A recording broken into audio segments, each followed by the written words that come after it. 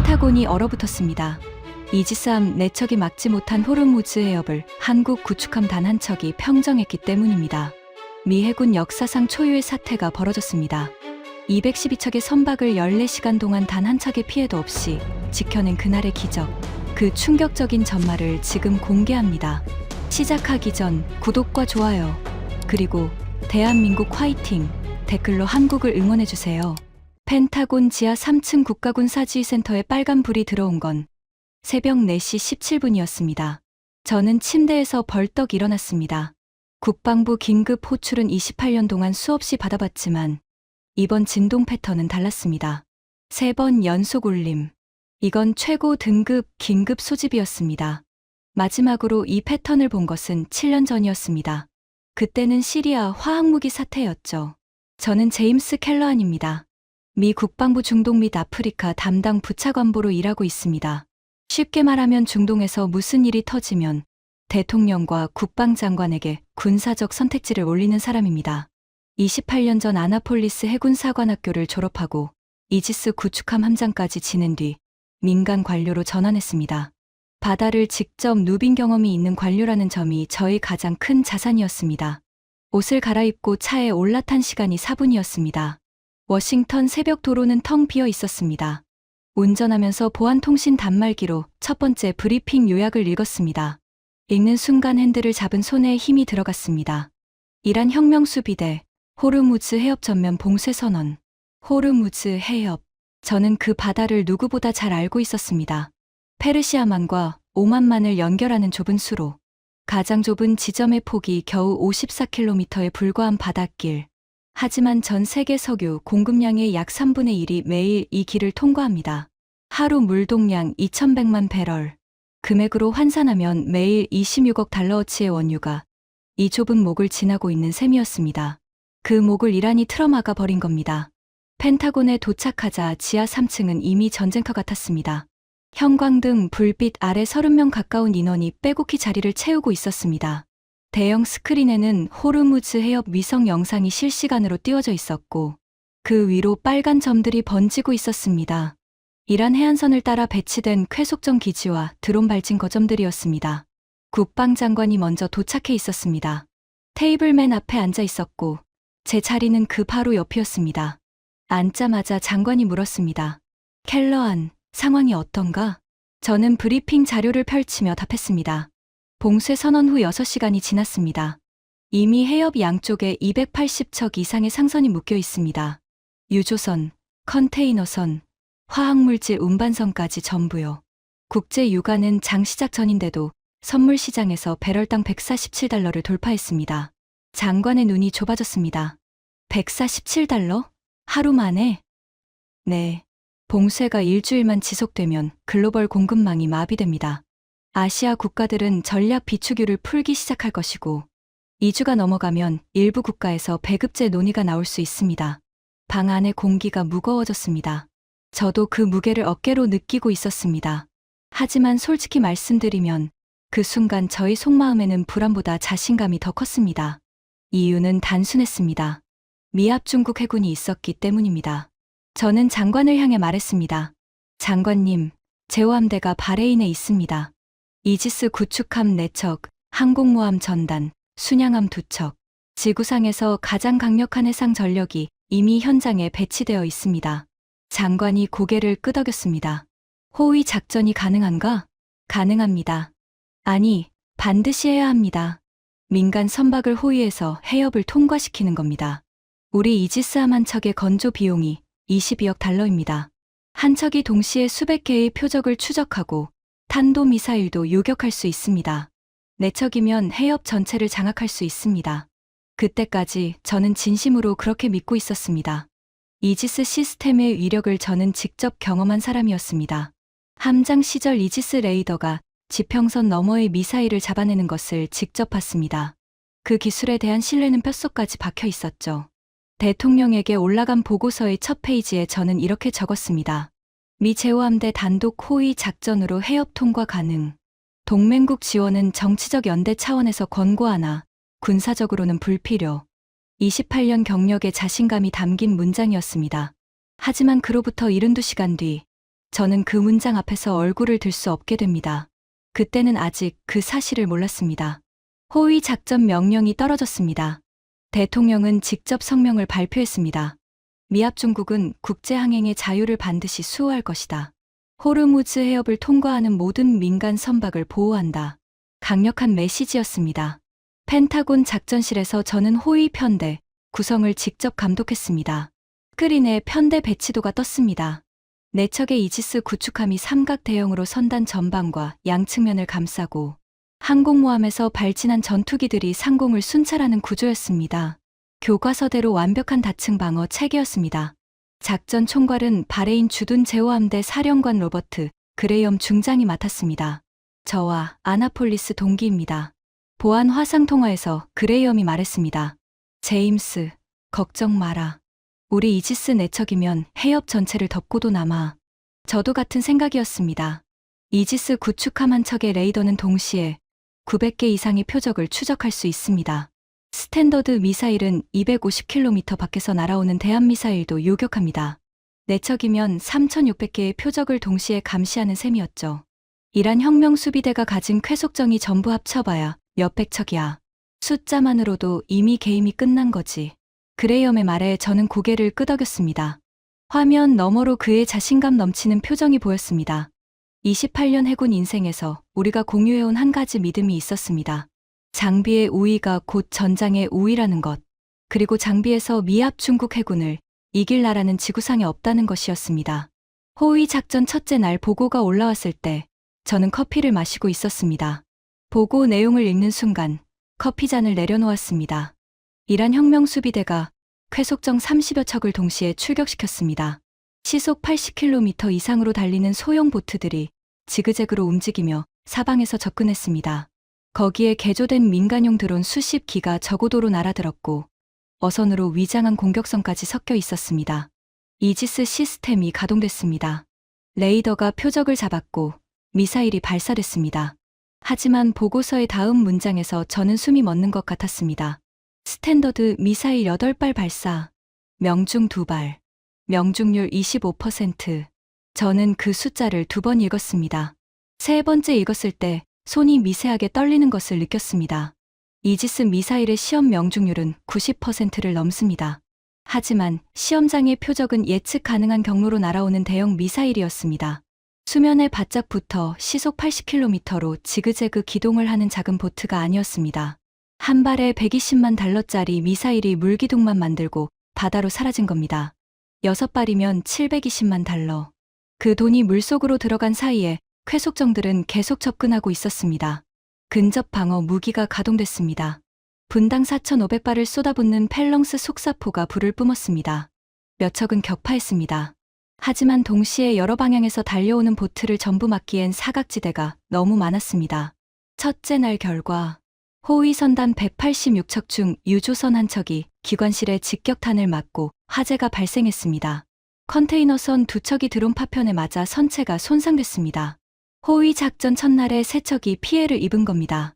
둘째 날은 더 나빴습니다. 이란이 무인 폭발 보트를 투입했습니다. 사람이 타지 않은 채 폭발물을 가득 싣고 유조선을 향해 직진하는 수상 자폭 드론이었습니다. 경고 사격이 소용없었습니다. 조종자가 없으니 멈출 수가 없었던 겁니다. 둘째 날 결과 유조선 한 척이 무인 보트 충돌로 선체에 구멍이 뚫렸고 화학물질 운반선 한 척이 쾌속정의 로켓 추진 수류탄에 맞아 갑판 장비가 파손됐습니다. 이틀간 합계 피격 선박 5척, 부상 선원 14명. 셋째 날 아침 그레이엄 중장이 보안 통화를 걸어왔습니다. 화면 속 그의 얼굴에서 이틀 전의 자신감은 사라져 있었습니다. 제임스, 솔직하게 말하겠다. 현재 방식으로는 안 된다. 가슴이 철렁 내려앉았습니다. 상황이 안정될 때까지 민간 선박 해협 통과를 보류하는 것을 건의하겠다. 저는 한동안 아무 말도 하지 못했습니다. 이지스함 4척, 항공모함 전단, 순양함 2척, 총작전 비용만 하루 8,700만 달러. 인류 역사상 가장 비싼 호위 전력이 투입됐는데 결과는 호위 작전 중단이었습니다. 그날 오후 세계 언론이 일제히 보도했습니다. 미 해군, 호르무즈 호위 작전 사실상 중단. 유가는 배럴당 158달러까지 치솟았습니다. 아시아 증시는 폭락했습니다. 일본 니케이 지수는 하루에 1800포인트가 빠졌고 한국 코스피도 190포인트 급락했습니다. 세계 경제가 숨을 멈추고 있었습니다. 그리고 그 책임의 중심에 이지스함 내척이면 충분하다고 보고서를 올렸던 사람이 서 있었습니다. 바로 저였습니다. 그날 밤 저는 펜타곤 사무실에서 불을 끄지 못했습니다. 책상 위에 놓인 첫 번째 보고서를 바라봤습니다. 미 제호함대 단독 호위 작전으로 해협 통과 가능. 동맹국 지원은 군사적으로 불필요. 그 문장이 형광등 불빛 아래서 저를 비웃고 있는 것 같았습니다. 연합군 편성은 불가피했습니다. 미 해군 단독으로는 안 된다는 것을 사흘 만에 인정해야 했습니다. 저는 국방장관에게 연합호위 작전 전환을 건의했고 장관은 즉시 승인했습니다. 동맹국 참여 요청이 나갔습니다. 영국이 가장 먼저 응답했습니다. 45형 구축함 2척을 보내겠다고 했습니다. 프랑스도 호위함 1척과 정보 수집 함정 1척을 파견하기로 했습니다. 호주가 프리기탐 1척을 보내겠다고 했고 일본 해상자위대도 정보 수집 함정 파견을 검토하겠다고 통보해왔습니다. 그리고 한국의 회신이 왔습니다. 아덴만에서 작전 중이던 청해부대 소속 구축함 1척을 호르무즈 해역으로 전원 배치할 수 있다는 내용이었습니다. 솔직히 말씀드리겠습니다. 저는 한국의 참여 확인서를 읽으면서 별다른 감정이 없었습니다. 연합군 명단에 한 줄이 추가됐다. 그 정도였습니다. 편성표에 한국을 적어 넣으면서 제가 떠올린 생각은 딱 하나였습니다. 숫자 채우기. 연합군 작전에서 참가국이 많으면 정치적으로 좋습니다. 국제사회가 함께 대응한다는 메시지를 보낼 수 있으니까요. 한국의 참여는 그 맥락에서 환영할 일이었습니다. 하지만 군사적으로 의미 있는 전력이냐고 물으면 저는 주저없이 아니라고 답했을 겁니다. 왜냐고요? 이유를 말씀드리죠. 첫째, 함정 규모입니다. 한국이 보내는 구축함은 약 4,400톤급이었습니다. 우리 이지스 구축함이 9,800톤입니다. 절반도 안 되는 크기였죠. 둘째, 무장입니다. 이지스함에는 96셀 수직 발사 시스템이 탑재되어 있습니다.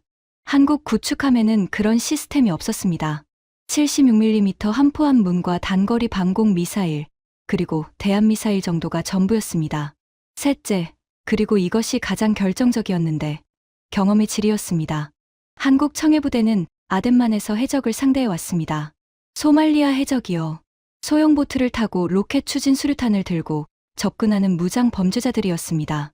하지만 호르무즈 해협에서 우리가 상대하는 건 이란 혁명수비대였습니다. 대한미사일, 해상기뢰, 조직적인 지휘체계, 그리고 수십 년간 훈련받은 정규 군사 조직이요. 해적과 정규군은 같은 범주로 비교할 수 없습니다. 저는 그렇게 생각했습니다. 편성표를 마무리하면서 한국 함정의 배치를 결정해야 했습니다. 저는 바레인 사령부에 권고 의견을 보냈습니다. 한국 함정은 선단 후미에 배치할 것, 주요 교전 구역이 아닌 보조 위치를 담당하게 할 것, 연합작전에서 경험이 검증되지 않은 전력을 핵심 구역에 넣는 것은 위험 부담이 크다는 이유였습니다. 그레이엄도 동의했습니다. 전화통화에서 그는 이렇게 말했습니다. 한국 부대, 이름이 뭐라고 했지? 청해부대입니다. 그래, 청해부대. 아덴만에서 해적 잡던 부대 맞지? 고생은 했겠지만 이건 차원이 다른 상황이야. 일단 후방에 두고 지켜보자. 저는 고개를 끄덕였습니다. 합리적인 판단이라고 생각했습니다. 하지만 그로부터 48시간 뒤, 저는 그 판단이 얼마나 무지했는지를 깨닫게 됩니다. 바레인으로 출발하라는 명령이 떨어졌습니다. 장관이 직접 저를 현장에 파견하기로 결정한 겁니다. 연합호위 작전의 실질적인 조율을 제가 현장에서 맡으라는 뜻이었습니다. 비행기에 오르기 전 사무실에서 마지막으로 확인한 보고서에는 이렇게 적혀 있었습니다. 연합편대 편성 완료. 총 12척. 미국 6척, 영국 2척, 프랑스 2척, 호주 1척, 한국 1척. 한국은 그 명단 맨 마지막에 있었습니다. 저는 그것을 당연하게 받아들였습니다. 바레인에 도착한 건 현지 시간으로 이른 아침이었습니다. 공항에서 나오자마자 열기가 얼굴을 때렸습니다. 페르시아만의 습한 공기가 폐 속으로 밀려 들어왔습니다. 기온은 아침인데도 35도를 넘기고 있었습니다. 차로 이동하는 15분 동안 바다가 보였습니다. 평화로워 보이는 수면 위로 몇 척의 상선이 보였는데 모두 정박한 채 움직이지 않고 있었습니다. 봉쇄로 묶인 선박들이었습니다. 그 배들 안에 타고 있을 선원들을 생각하니 마음이 무거워졌습니다. 그들은 지금 이 순간에도 바다 위에서 불안 속에 기다리고 있었습니다. 제호함대 사령부에 들어서자 작전실이 보였습니다. 넓은 공간의 벽면 전체를 스크린이 채우고 있었습니다. 위성 영상, 레이더 화면, 실시간 카메라 피드, 그리고 중앙 테이블에는 호르무즈 해협의 3D 지형도가 펼쳐져 있었습니다. 그레이엄 중장이 직접 나와서 저를 맞았습니다. 악수를 하는데 그의 손에서 피로가 느껴졌습니다. 제임스, 와줘서 고맙다. 직접 현장을 봐야 할 것 같아서 그는 저를 작전실 한쪽으로 안내했습니다. 거기에 지난 사흘간의 작전 결과가 정리되어 있었습니다. 사진도 있었습니다. 기관실에 직격탄을 맞은 유조선의 사진을 보는 순간 등골이 서늘해졌습니다. 선체 옆면에 뚫린 구멍 주변이 검게 그을려 있었고 갑판 위에는 소와 거품이 하얗게 덮여 있었습니다. 이것이 이지스함 내척이 호위한 결과였습니다. 그때 작전실 문이 열리더니 연락 장교 한 명이 보고했습니다. 한국 해군 구축함이 무스카트 항에 입항했습니다. 내일 아침 합동 브리핑에 한국 지휘관이 참석할 예정입니다. 그레이엄이 고개를 끄덕이며 저를 쳐다봤습니다. 그의 표정은 분명했습니다. 한국에 대한 기대 같은 건 눈곱만큼도 없다는 표정이었습니다. 저도 같은 표정이었을 겁니다. 저는 숙소에 짐을 풀고 노트북을 열어 다음 날 브리핑 자료를 정리하기 시작했습니다. 연합편대 12척의 배치도, 호위 경로, 교전 규칙, 통신 주파수 체계, 한국 함정에 대해서는 재원표 한 장이 전부였습니다. 충무공이순 신급 구축함, 배수량 4,400톤, 무장 76mm 함포 1문, 하푼 대함 미사일 8발, 단거리 방공 미사일, 승조원 330명, 취역 19년 차. 저는 그 숫자들을 읽으면서 속으로 생각했습니다. 우리 이지스함의 절반 크기, 미사일 셀수는 비교도 안 되고, 게다가 취역 19년이라면 거의 은퇴를 앞둔 함정이었습니다. 이 배가 과연 여기서 무슨 역할을 할 수 있을까? 노트북 한쪽에 메모를 남겼습니다. 한국 함정, 보조 역할 유지, 핵심 교전 구역 배치는 부적절. 그리고 노트북을 닫았습니다. 그것이 제가 바레인에 도착한 첫날 밤의 마지막 기록이었습니다. 그때의 저는 상상조차 하지 못했습니다. 불과 며칠 뒤, 그 노트북 위에 전혀 다른 문서가 놓이게 될 것이라는 사실을 말입니다. 미합 중국 국방부 부차관보의 이름으로 대한민국 해군 함장에게 연합, 편대의 전술 지휘권을 이양한다는 명령서가요. 하지만 그건 아직 일어나지 않은 일이었습니다. 그날 밤 저는 이지스함 내척이 못한 것을 19년 된 한국 구축함 한 척이 해낼 거라고는 꿈에도 생각하지 못한 채 잠이 들었습니다. 바레인의 밤은 습하고 뜨거웠습니다. 에어컨 바람 소리만이 방 안을 채우고 있었습니다. 합동 브리핑은 다음 날 아침 8시에 시작됐습니다. 제호함대 사령부 2층의 대형 회의실이었습니다. 긴 테이블 양쪽으로 각국 대표들이 자리를 잡았습니다. 미국 측에서는 그레이엄 중장과 저, 그리고 참모진 5명이 앉았습니다. 영국에서는 45형 구축함 전대장인 매튜 하딩 대령이 부관과 함께 왔고, 프랑스 해군 대령 1명, 호주 해군 중령 1명이 각각 자리를 잡았습니다. 한국 지휘관은 제가 예상했던 것보다 조금 늦게 들어왔습니다. 정확히는 시작 3분 전이었으니 늦은 것은 아니었지만, 다른 나라 대표들이 이미 자료를 펼쳐놓고 있는 상태에서 마지막으로 걸어 들어온 셈이었습니다. 키는 보통이었고 체격은 다부졌습니다.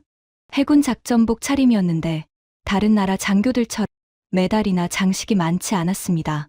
인상은 차분했고 회의실에 들어서면서 가볍게 목례를 했습니다. 통역관 한 명이 그의 뒤를 따랐습니다.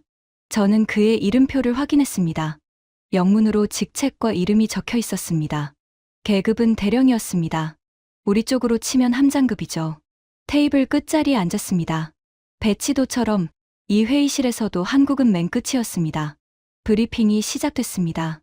그레이엄 중장이 직접 연합 호위 작전 계획을 발표했습니다. 스크린에 해협 지도가 떴고 편대 배치가 표시됐습니다.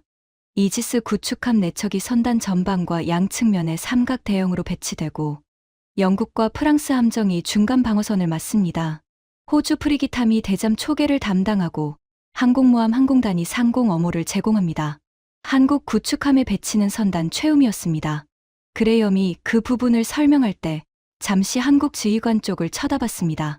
한국 함정은 선단 후미에서 후방 경계를 담당합니다. 이탈 선박이 있으면 유도하고 나고 선박이 있으면 보호하는 역할입니다. 번역이 끝나자 한국 지휘관은 고개를 한번 끄덕였습니다. 반대도 질문도 없었습니다. 저는 속으로 생각했습니다. 순순히 받아들이는군. 자기 위치를 아는 사람이야.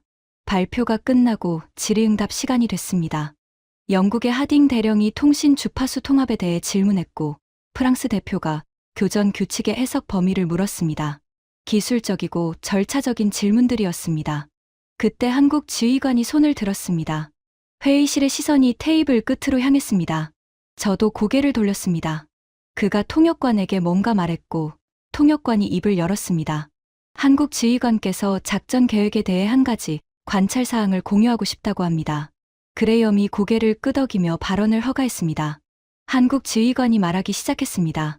통역관이 한 문장씩 옮겼습니다. 그의 말은 이랬습니다. 현재 계획은 이지스 구축함이 선단 외곽에서 넓은 방어선을 형성하는 구조인데 자신의 부대가 아덴만에서 18년 동안 경험한 바에 따르면 소형 고속 선박을 이용한 무리 공격에서는 외곽 방어선만으로 모든 침투를 막기가 매우 어렵다고 했습니다. 반드시 일부가 방어선을 뚫고 들어오게 되어 있다고 했습니다. 그래서 그는 중형 함정 한 척을 선단 내부에 배치해 상선들 사이를 기동하면서 근접 방어를 제공하는 것이 효과적이라고 제안했습니다. 또한 헬리콥터를 상시 운용해 레이더보다 먼저 접근, 위협을 탐지하는 공중 조기 경보 역할을 해야 한다고 했습니다. 그리고 외곽 방어를 통과한 소형 선박에 대해서는 특수작전 요원이 정밀 소총으로 엔진을 무력화하는 최종 방어층이 필요하다고 설명했습니다. 마지막으로 선단 후미가 가장 취약한 지점이 되는 경우가 많다고 덧붙였습니다. 공격 보트들이 전방 방어에 시선이 집중된 틈을 타서 후방으로 우회 접근하는 경향이 있기 때문이라고 했습니다. 통역이 끝났을 때 회의실은 잠시 조용했습니다. 솔직하게 말씀드리겠습니다. 그 순간 제 머릿속에 떠오른 첫 번째 생각은 이것이었습니다. 감히 해적 잡던 경험을 가지고 미합 중국 해군의 작전 계획에 이의를 제기한다고? 그것도 전체 회의석상에서 이 자리에 앉아 있는 사람들이 누군지 알기나 하는 건가? 옆에 앉은 그레이엄도 비슷한 표정이었습니다. 정중하게 감사를 표했지만 눈빛은 차가웠습니다. 그는 짧게 답했습니다. 좋은 관찰입니다. 참고하겠습니다. 참고하겠다. 군대에서 이 말은 사실상 접수만 하고 반영하지 않겠다는 뜻입니다. 저도 28년간 그 표현을 수없이 써왔으니까요. 회의가 끝나고 복도로 나왔을 때 그레이엄이 저에게 나지막이 말했습니다. 아덴만에서 해적 보트 몇 척 쫓아본 경험으로 혁명 수비대를 논하는 건 좀 무리 아닌가. 저는 가볍게 웃으며 고개를 끄덕였습니다. 동감이야. 소총으로 엔진을 쏴서 멈추게 한다고. 그게 무슨 서부 영화야? 우리 둘 다 웃었습니다. 그 웃음이 얼마나 무지한 웃음이었는지 그때는 몰랐습니다. 첫 번째 연합 호위 작전은 이틀 뒤에 시작됐습니다. 해가 뜨기 전 작전시에 모든 연합국 연락 장교들이 모였습니다. 저도 그 안에 있었습니다. 대형 스크린에는 해협 전역의 레이더 화면이 실시간으로 띄워져 있었고 위성 영상이 그 위에 겹쳐져 있었습니다. 방 안에는 약 35명이 있었는데 아무도 말을 하지 않았습니다. 모두가 스크린만 바라보고 있었습니다. 선단이 움직이기 시작했습니다. 총 212척, 유조선, 컨테이너선, 화학물질 운반선, 가스 운반선. 레이더 화면에서 그 신호들은 느리게 움직이는 거대한 군집처럼 보였습니다. 수 킬로미터에 걸쳐 빽빽하게 모인 점들이 해협을 향해 천천히 전진하고 있었습니다.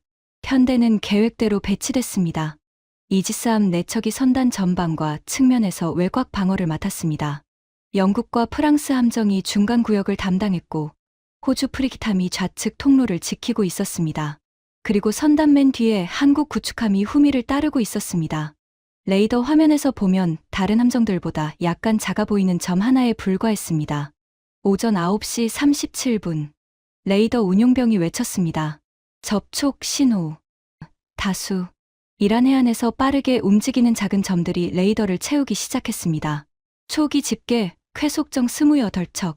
그리고 그 뒤를 이어 적어도 드론 신호들이 나타났습니다. 가슴이 조여왔습니다. 저는 전직 함장입니다. 전투 상황의 긴장감이 어떤 것인지 압니다. 하지만 작전실에서 화면으로 보는 전투는 또 다른 종류의 압박이었습니다. 현장에 있으면 적어도 자기 배는 자기가 움직일 수 있습니다. 하지만 여기서는 그저 지켜볼 수밖에 없었습니다. 이지스함들이 교전을 시작했습니다. 미사일 궤적이 화면에 나타났습니다. 하얀 선이 표적을 향해 뻗어나갔습니다. 몇 발은 명중했습니다. 쾌속정 두 척이 화면에서 사라졌습니다. 하지만 나머지 미사일들은 빗나갔습니다. 쾌속정들이 너무 빠르게 방향을 바꾸고 있었습니다. 수면에 바짝 붙어 달리는 작은 보트를 대함 미사일로 잡는 것은 파리를 대포로 잡으려는 것과 크게 다르지 않았습니다. 근접 방어 무기가 가동됐습니다. 펠렁스 속사포가 몇 척을 더 격파했습니다. 하지만 28척 중 절반 이상이 외곽 방어선을 뚫고 선단 쪽으로 접근하고 있었습니다. 영국과 프랑스 함정이 중간에서 사격을 퍼부었지만 동시에 여러 방향에서 밀려오는 보트를 전부 잡기엔 역부족이었습니다. 드론도 문제였습니다.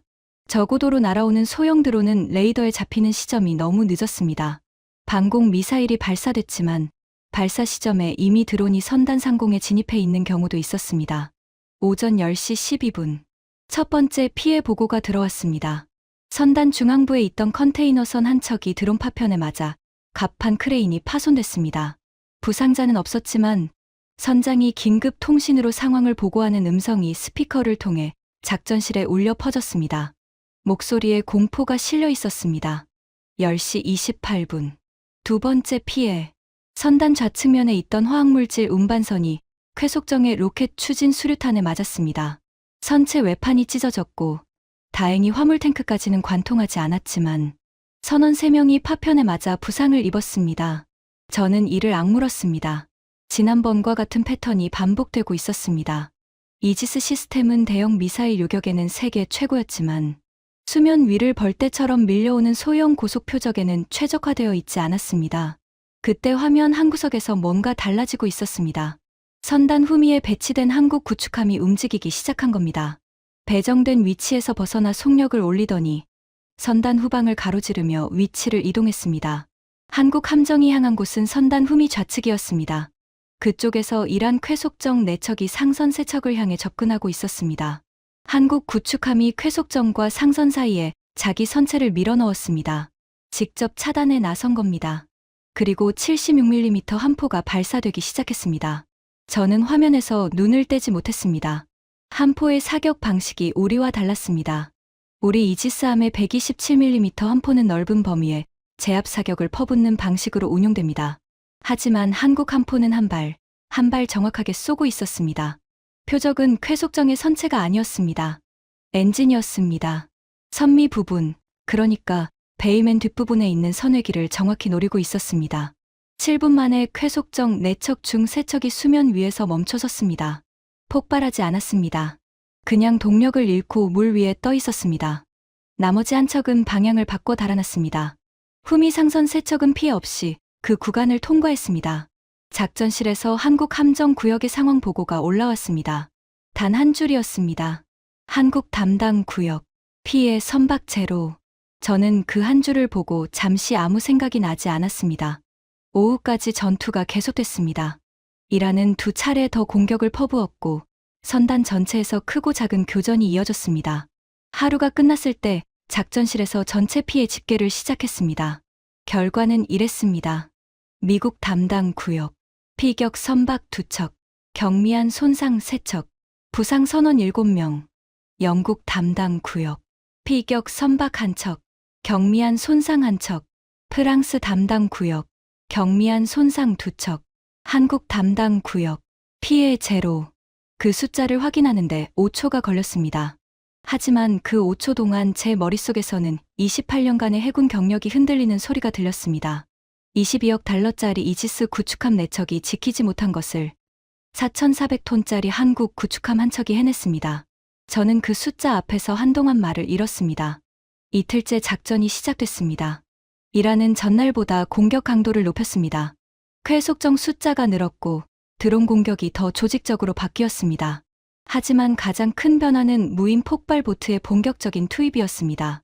무인 폭발 보트. 사람이 타지 않은 채 폭발물을 가득 싣고 유조선을 향해 직진하는 수상 자폭 무기입니다. 조종자가 없으니 경고 사격이 소용없습니다. 무전 경고도 의미가 없습니다. 멈추게 하려면 보트 자체를 파괴하거나 엔진을 정지시켜야 합니다. 오전 11시쯤 레이더에 무인 보트 신호가 잡히기 시작했습니다. 처음에는 3기였습니다. 그런데 곧 5기, 8기로 늘어났습니다. 각기 다른 방향에서 선단을 향해 접근하고 있었습니다. 이지스함들이 함포로 대응했습니다. 하지만 무인 보트는 쾌속정보다 더 작았고 수면에 거의 붙어서 움직였습니다. 게다가 선단 사이사이로 파고드는 보트를 향해 함포를 쏘면 빗나간 포탄이 상선을 맞출 위험이 있었습니다. 작전실의 긴장감이 최고조에 달했습니다. 그레이엄 중장의 이마에 땀이 맺혀 있었습니다. 스크린에서 무인 보트 신호가 유조선 신호에 점점 가까워지고 있었습니다. 거리 800m, 600m, 500m. 그때 한국 구축함 쪽 카메라 화면에서 움직임이 포착됐습니다. 갑판 위로 사람들이 나왔습니다. 군복을 입고 있었지만 일반 수병들과는 장비가 달랐습니다. 방탄조끼에 전술 헬멧, 그리고 손에는 저격용 정밀 소총을 들고 있었습니다. 한국 해군 특수전부대, UDT 대원들이었습니다. 대원들이 갑판 난간을 따라 2명씩 짝을 지어 엎드렸습니다. 헬리콥터에서 내려오는 무전이 실시간으로 무인 보트의 좌표를 전달하고 있었습니다. 한국 구축함에서 이륙한 링스 헬기가 상공 500m에서 전체 교전 구역을 내려다보며 좌표를 찍어주고 있었던 겁니다. 작전실 안에 있던 모든 사람이 한국 함정 카메라 화면을 보고 있었습니다. 대원들이 사격을 시작했습니다. 움직이는 함정 위에서, 파도에 흔들리는 갑판 위에서 250m에서 400m 거리의 수면 위를 달리는 소형 무인 보트를 향해서 조준한 곳은 보트의 선미, 엔진 부분이었습니다. 폭발물을 터뜨리지 않으면서 추진력만 제거해야 하는 사격이었습니다. 한 발이라도 폭발물 적재 부분을 맞추면 보트가 폭발하고 그 파편이 인근 상선에 피해를 줄 수 있었습니다. 첫 번째 보트가 멈췄습니다. 동력을 잃고 수면 위에서 회전하다가 조류에 밀려 흘러갔습니다. 두 번째, 세 번째, 네 번째. 한 척씩 차례로 엔진이 관통되며 멈춰섰습니다. 폭발은 없었습니다. 그냥 바다 위에 놓인 나무 토막처럼 떠 있을 뿐이었습니다. 작전실에서 누군가 숨을 내쉬는 소리가 들렸습니다. 화면 속에서는 여전히 대원들이 갑판에 엎드린 채 다음 표적을 조준하고 있었습니다. 파도가 갑판을 때릴 때마다 몸이 흔들렸지만 총구는 미동도 하지 않았습니다. 총 8기의 무인 폭발 보트. 8기 전부 멈췄습니다. 상선에 도달한 보트는 단 한 기도 없었습니다. 그레이엄이 화면에서 시선을 돌리지 않은 채 중얼거렸습니다. 서부 영화라고 했었지? 이틀 전 복도에서 제가 한 말이었습니다. 소총으로 엔진을 쏴서 멈추게 한다고. 그게 무슨 서부 영화야? 그 말이 부메랑이 되어 돌아온 겁니다. 저는 아무 말도 하지 못했습니다. 이틀째 작전이 끝났을 때 피해 집계가 올라왔습니다. 한국 담당 구역. 이틀 연속 피해 제로. 나머지 구역에서는 합계 4척의 상선이 크고 작은 피해를 입었습니다. 그날 저녁, 저는 숙소에 돌아와서 노트북을 열었습니다. 처음으로 청해부대에 대해 직접 자료를 찾아보기 시작했습니다. CIA 분석관이 아침에 브리핑 자료를 보내온 게 있었습니다. 연합군에 참가한 각국 해군의 작전 이력 분석 보고서였습니다. 저는 거기서 한국 부분을 열었습니다. 첫 번째 숫자에서 손이 멈췄습니다. 청해부대 파견 이후 누적 호위 선박수 47,000척. 숫자를 다시 봤습니다. 47,000척. 18년 동안 아덴만과 주변 해역에서 연속 작전을 수행하면서 호위한 선박의 총수였습니다. 다음 숫자가 더 충격적이었습니다. 피해 선박수 제로. 47,000척을 호위하면서 한 척도 잃지 않았다는 뜻이었습니다. 납포된 선박도 없고 심각한 피해를 입은 선박도 없었습니다. 18년간 완벽한 기록이었습니다. 저는 모니터 앞에 한동안 앉아 있었습니다. 47,000척. 제로 손실. 18년. 이 숫자는 우연으로 만들어지는 것이 아닙니다. 저는 위험 평가와 작전 분석을 28년간 해온 사람입니다. 확률적으로 말해서 18년간 47,000번의 호위 임무에서 단 한 번의 실패도 없다는 것은 그 뒤에 매우 정교한 체계와 반복 검증된 전술이 있다는 뜻입니다. 행운으로는 절대 불가능한 숫자입니다. 그리고 그 체계가 오늘 호르무즈 해협에서도 작동하고 있었습니다. 상대가 소말리아 해적이든 이란 혁명수비대든 공격의 기본 패턴은 같았습니다. 소형 고속 선박이 여러 방향에서 동시에 접근하는 비대칭 공격. 청해부대는 바로 그 패턴을 18년 동안 실전에서 상대해온 부대였습니다. 이틀 전 브리핑에서 한국 지휘관이 했던 말이 머릿속에서 다시 울렸습니다. 외곽 방어선만으로는 막기 어렵다. 선단 내부에 기동 방어가 필요하다. 헬기로 조기 경보를 해야 한다. 특수작전 요원이 최종 방어층을 맡아야 한다. 그가 설명한 것은 이론이 아니었습니다. 47,000번의 실전에서 검증된 방식이었습니다. 저는 이틀 전에 내가 쓴 메모를 다시 열어봤습니다. 한국 함정, 보조 역할 유지, 핵심 교전 구역 배치는 부적절. 그 문장을 한동안 바라봤습니다. 지우지는 않았습니다. 대신 그 아래에 새로운 문장을 추가했습니다. 재평가 필요. 그 두 글자를 적는데 손가락이 무거웠습니다.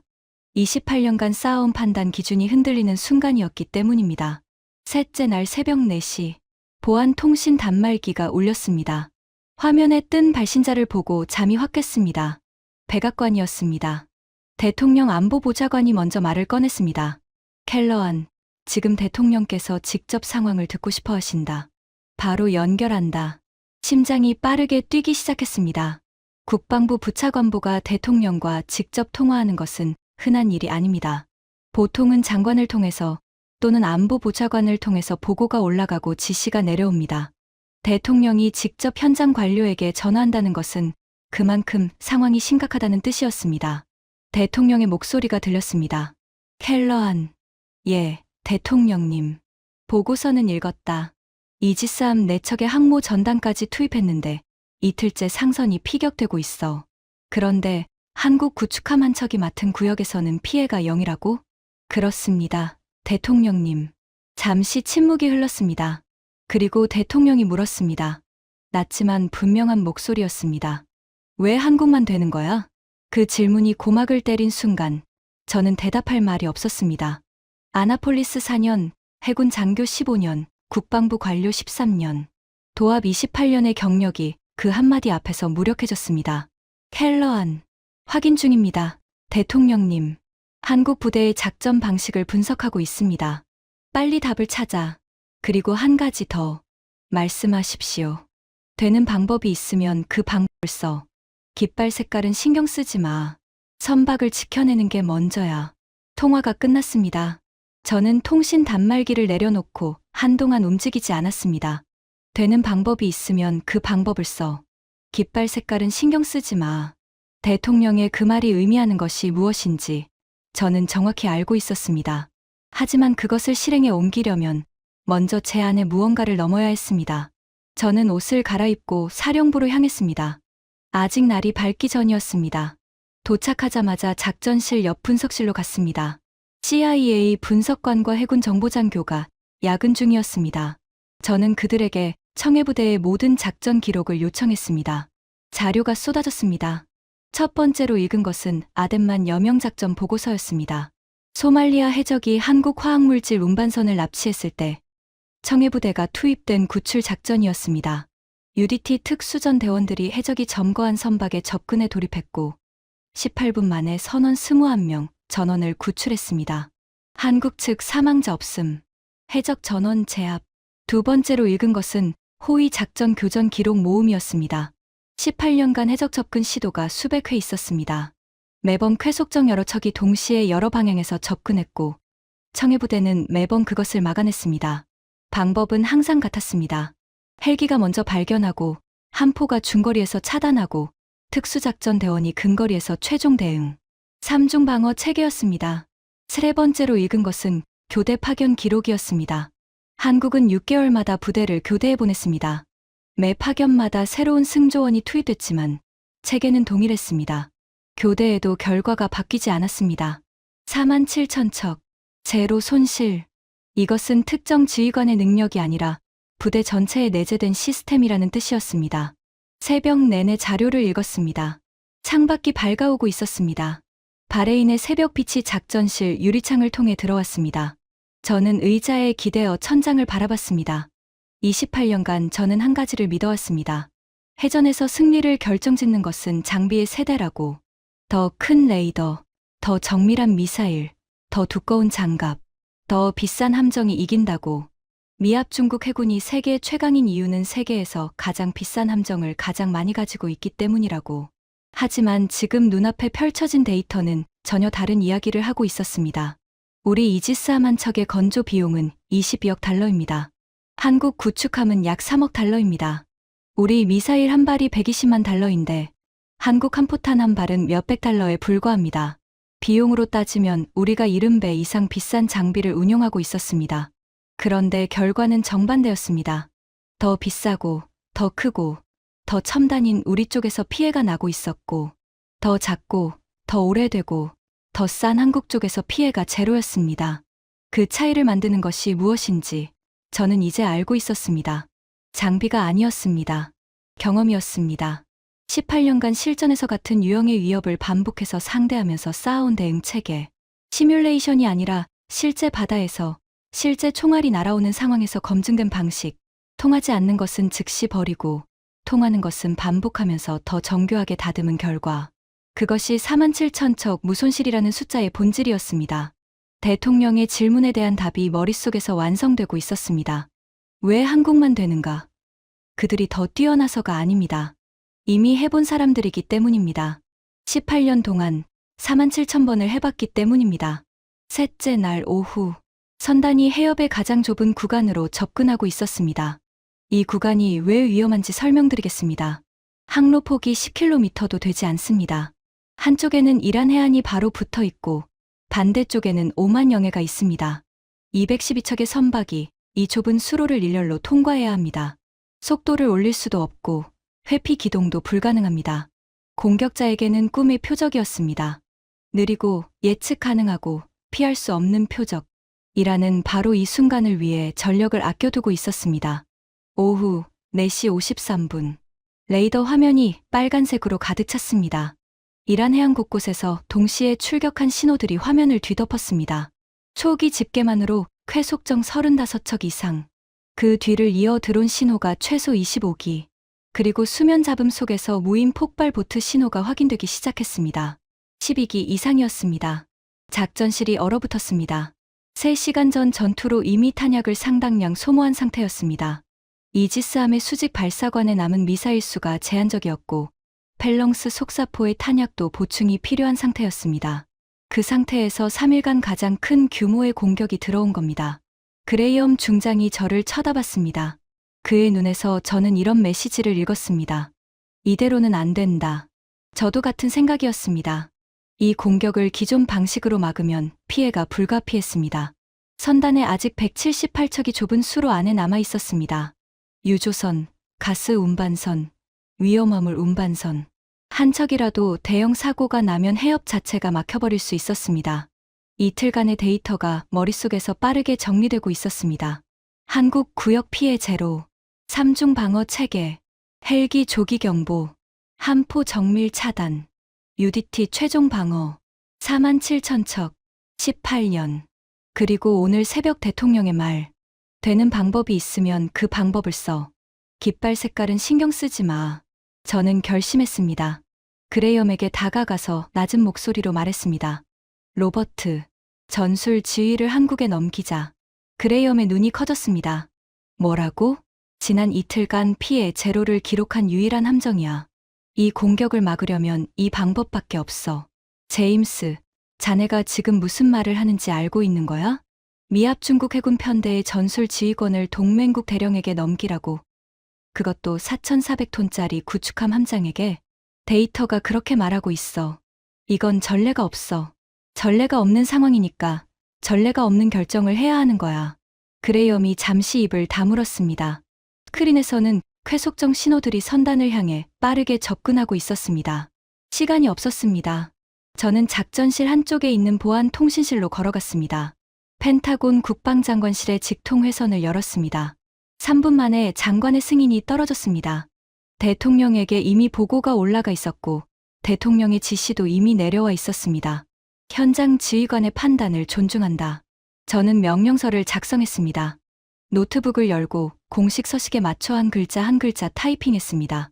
미합 중국 국방부 부차관보 제임스 켈러 한 명이 연합 호위 편대 작전 명령 제37호 본 명령에 의거 호르무즈 해협 호위 작전의 전술 지휘권을 대한민국 해군 청해부대 지휘관에게 이양한다. 연합편대 소속 모든 함정은 즉시 한국 지휘관의 전술 명령에 따른다. 서명란에 제 이름을 적는 순간 손이 미세하게 떨렸습니다. 이것이 무엇을 의미하는지 저는 정확히 알고 있었습니다. 미합 중국 해군 역사상 이지스 구축함 편대의 전술 지휘권을 동맹국 함장에게 넘긴 것은 이번이 처음이었습니다. 22억 달러짜리 최첨단 구축함 4척이 3억 달러짜리 한국 구축함 한 척의 지휘를 받게 되는 겁니다. 서명을 마치고 명령서를 그레이엄에게 건넸습니다. 그가 한 번 더 읽어본 뒤 고개를 끄덕였습니다. 그레이엄이 무전을 열었습니다. 연합지휘 채널. 편대의 모든 함정이 듣고 있는 주파수였습니다. 한국 함정, 여기는 연합지휘부. 호르무즈 해협 호위 작전의 전술 지휘권을 귀함에 이양한다. 편대 전 함정은 즉시 귀함의 명령에 따르라. 작전실이 멈췄습니다. 장교들이 스크린에서 시선을 돌려 스피커를 바라봤습니다. 방금 들은 명령을 확인하려는 듯 서로를 쳐다봤습니다. 영국 연락장교가 눈을 크게 떴고 프랑스 연락장교가 천천히 고개를 돌려 저를 쳐다봤습니다. 한국 지휘관의 응답이 돌아왔습니다. 무전 속 목소리는 차분했습니다. 이틀 전 브리핑실에서 들었던 바로 그 톤이었습니다. 서두르지 않았고 동요도 없었으며 매우 명확했습니다. 그는 순서대로 명령을 내리기 시작했습니다. 미국 이지스 구축함은 선단 외곽 12km 경계선으로 이동한다. 미사일 대신 함포로 전환한다. 쾌속정이 무리를 형성하기 전에 개별적으로 제압한다. 영국과 프랑스 함정은 항로 양측면을 유지한다. 함대공 미사일과 근접 방어 체계로 드론을 집중 요격한다. 한국 구축함은 선단 내부 통로를 담당한다. 상선들 사이를 기동하며 돌파한 위협에 대해 근접 방어를 실시한다.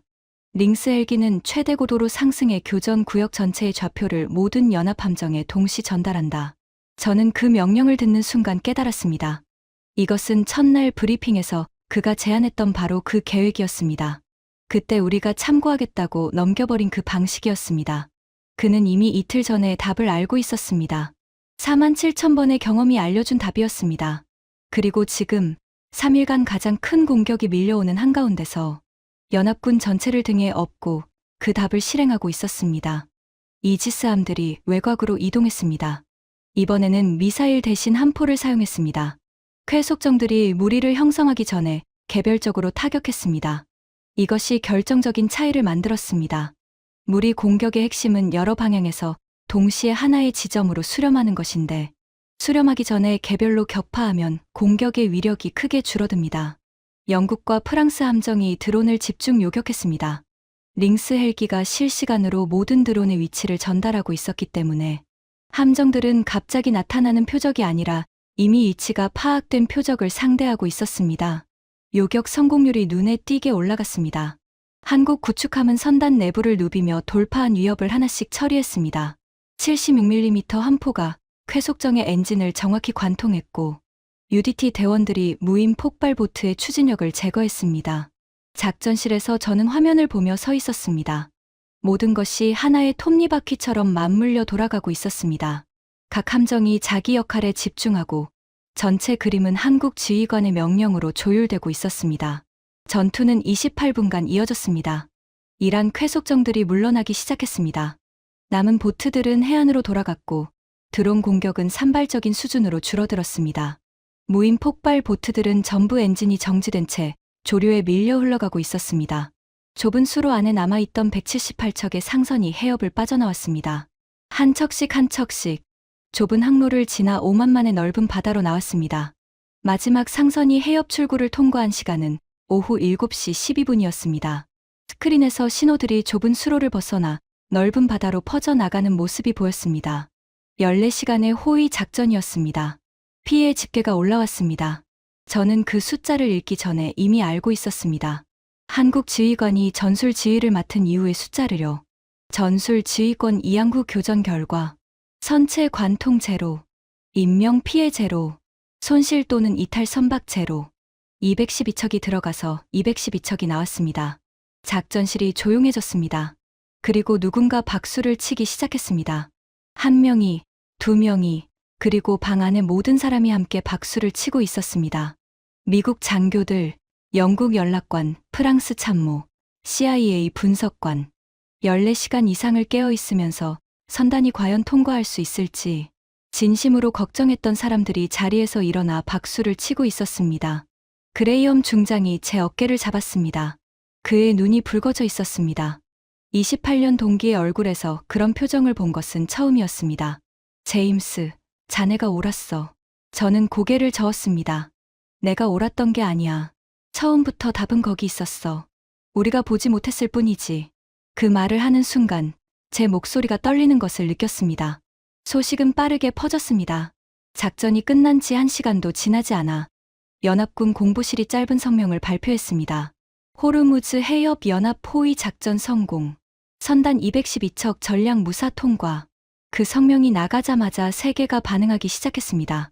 가장 먼저 움직인 곳은 런던이었습니다. 로이드 보험 시장. 전 세계 해상보험의 중심지입니다. 봉쇄가 시작된 이후 호르무즈 해협 통과 선박의 보험료는 3배 이상 폭등해 있었습니다. 일부 보험사는 아예 인수를 거부하고 있었습니다. 그런데 작전 종료 보고가 전해지자마자 보험 심사관들이 위험 등급을 재산정하기 시작했습니다. 이유는 단순했습니다. 212척이 집중 공격을 받으면서 해협을 통과했는데 지휘권 이양 이후 피해가 제로였습니다. 보험은 감정이 아니라 데이터로 움직입니다. 데이터가 바뀌면 가격이 바뀝니다.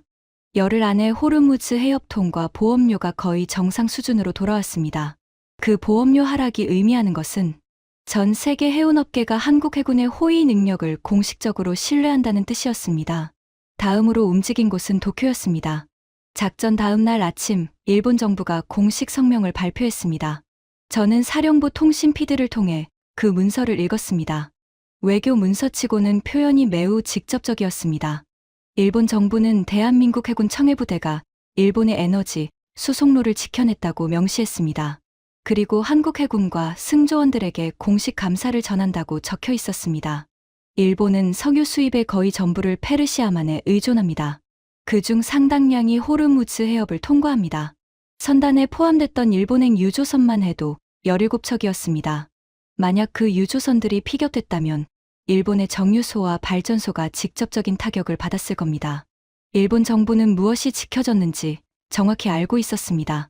베이징의 반응은 몇 시간 뒤에 나왔습니다. 중국 국방부가 짧은 성명을 발표했습니다. 내용은 일본과 비슷했지만 중국이 다른 나라, 군대에 공개적으로 감사를 표하는 것 자체가 이례적인 일이었습니다. 중국 역시 걸프 지역 석유 의존도가 높습니다. 선단에 포함된 중국행 유조선도 23척이었습니다. 성명은 짧았고 사실 중심이었으며 청해부대를 직접 언급했습니다. 그리고 가장 시간이 걸린 반응은 국제해사기구에서 나왔습니다. 국제기구는 원래 움직임이 느립니다. 하지만 2주가 지나자 국제해사기구 해양안보위원회가 움직이기 시작했습니다. 청해부대의 3중 방어 체계를 검토하겠다는 결정이었습니다. 헬리콥터를 활용한 공중 조기 경보, 함포 중심의 중거리 정밀 차단, 특수작전 요원의 근접 최종 대응, 이 3중 구조를 비대칭 해상 위협에 대응하는 선단, 호위 작전의 국제표준 지침으로 발전시킬 가능성을 검토하기 시작한 겁니다.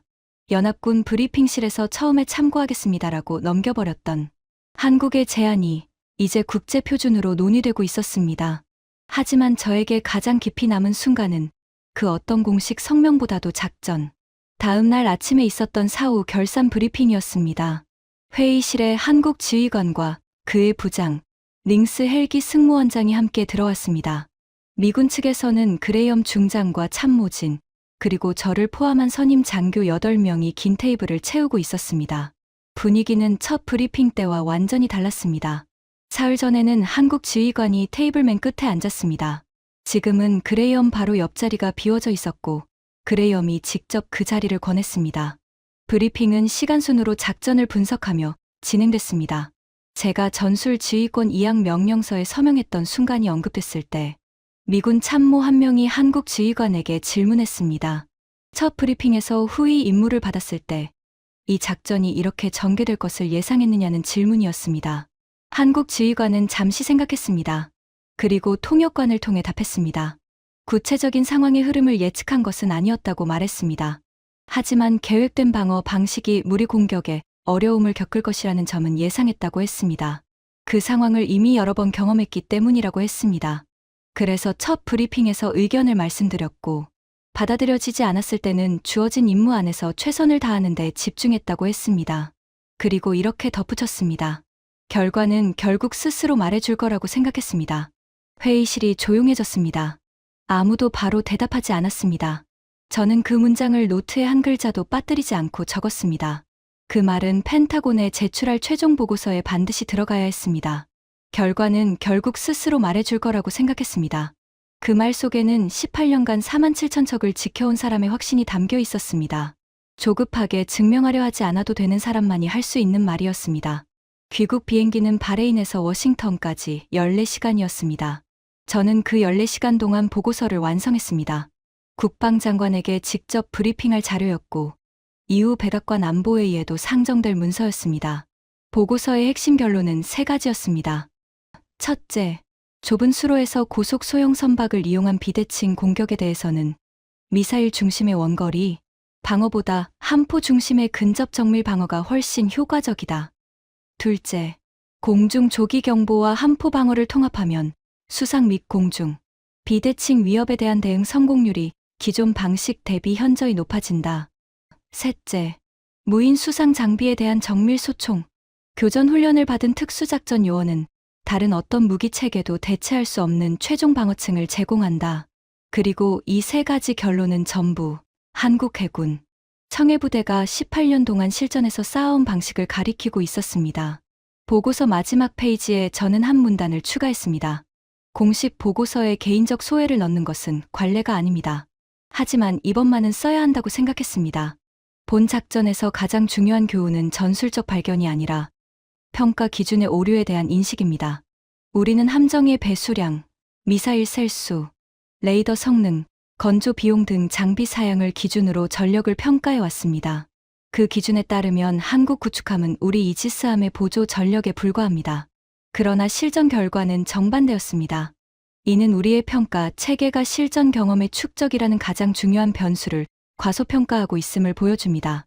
워싱턴에 도착한 다음 날 아침, 국방장관 브리핑이 있었습니다. 펜타곤 4층의 장관실이었습니다. 장관과 참모차장, 그리고 합참 부의장까지 배석해 있었습니다. 저는 30분간 브리핑을 진행했습니다. 작전 경과, 피해 현황, 그리고 한국 해군의 역할. 슬라이드에 나란히 놓인 숫자들이 모든 것을 말해주고 있었습니다. 미국 담당 구역, 3일간 피격 선박 8척, 부상 선원 21명. 한국 담당 구역, 3일간 피해 제로. 장관이 슬라이드를 바라보다가 물었습니다. 켈러안, 솔직하게 말해봐. 우리 이지스가 문제인 건가? 한국이 특출난 건가? 저는 잠시 생각했습니다. 그리고 답했습니다. 둘 다입니다, 장관님. 우리 이지스 시스템은 설계 목적에 맞는 위협에서는 여전히 세계 최고입니다. 장거리 미사일 요격, 대형 함정 교전, 방공 작전. 이런 전통적 해전에서 이지스를 이길 함정은 없습니다.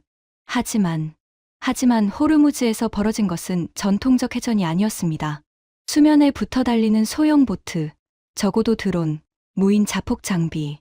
이런 비대칭 위협은 이지스가 설계될 때 최우선 고려 대상이 아니었습니다. 한국은 18년간 실전에서 바로 그 유형의 위협을 상대해왔고, 그 과정에서 우리가 갖지 못한 것을 축적했습니다. 그것이 뭔가? 실전에서 쌓은 대응 체계입니다. 교범이 아니라 경험에서 나온 판단 속도, 시뮬레이션이 아니라 실제 총알 아래서 반복 검증된 전술, 47,000척을 호위하면서 한 척도 잃지 않은 기록의 무게입니다. 장관이 한동안 아무 말 없이 앉아 있었습니다. 그리고 합참 부의장을 돌아보며 말했습니다. 한국 해군과의 합동훈련 프로그램을 재검토하라. 그리고 청해부대 작전 교리에 대한 공식 브리핑을 요청해. 한 달 뒤 미 해군과 영국 해군이 각각 한국 해군의 청해부대 작전 교리 브리핑을 공식 요청했습니다. 그리고 나토 해양사령부는 청해부대의 3중 방어 체계를 비대칭, 해상 위협 대응 표준 매뉴얼에 참고 모델로 검토하기 시작했습니다. 세계 최강 해군이 배우겠다고 한 겁니다. 18년 동안 묵묵히 바다를 지켜온 부대에게요. 펜타곤으로 돌아온 뒤에도 한동안 그 머릿속에서 떠나지 않는 장면이 하나 있었습니다. 작전이 끝난 날 저녁이었습니다. 사령부에서 나오다가 부두 쪽을 지나게 됐습니다. 한국 구축함이 계류되어 있었습니다. 저녁 햇빛이 낮게 비추며 회색 선체를 비추고 있었습니다.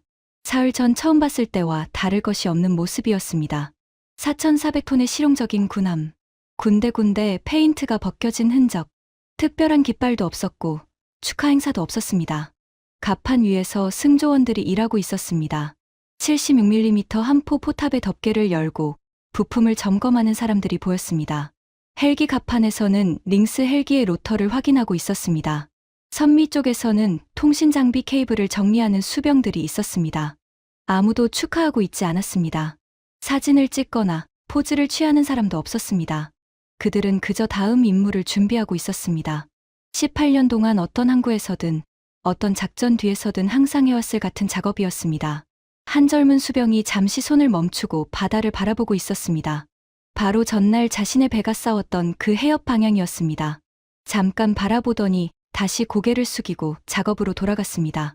저는 한동안 그 모습을 바라봤습니다. 28년 동안 저는 해군력을 숫자로 평가해왔습니다. 배수량, 미사일 셀수, 레이더 탐지 거리, 건조 비용.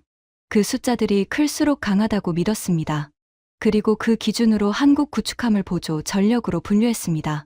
승조원들이 계류주를 묻기도 전에 평가를 끝내버렸습니다. 하지만 호르무즈 해협이 보여준 진실은 달랐습니다.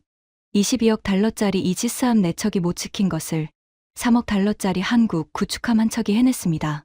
그 차이를 만든 것은 레이더의 성능이 아니었습니다. 미사일의 사거리가 아니었습니다. 18년 동안 47,000척을 단 한 척도 잃지 않으면서 쌓아올린 경험의 무게였습니다. 저는 28년간 장비만 봤습니다. 사람을 못 봤습니다. 지금까지 펜타곤 28년 관료가 호르무즈 해협에서 경험한 충격적인 이야기였습니다. 18년간 47,000척을 단 한 척도 잃지 않은 대한민국 청해부대의 이야기가 더 많은 분들께 전해질 수 있도록 이 영상을 널리 공유해 주세요. 묵묵한 준비가 가장 중요한 순간의 결과를 만듭니다. 구독과 좋아요도 부탁드립니다. 지금까지 터칭 스토리였습니다. 감사합니다.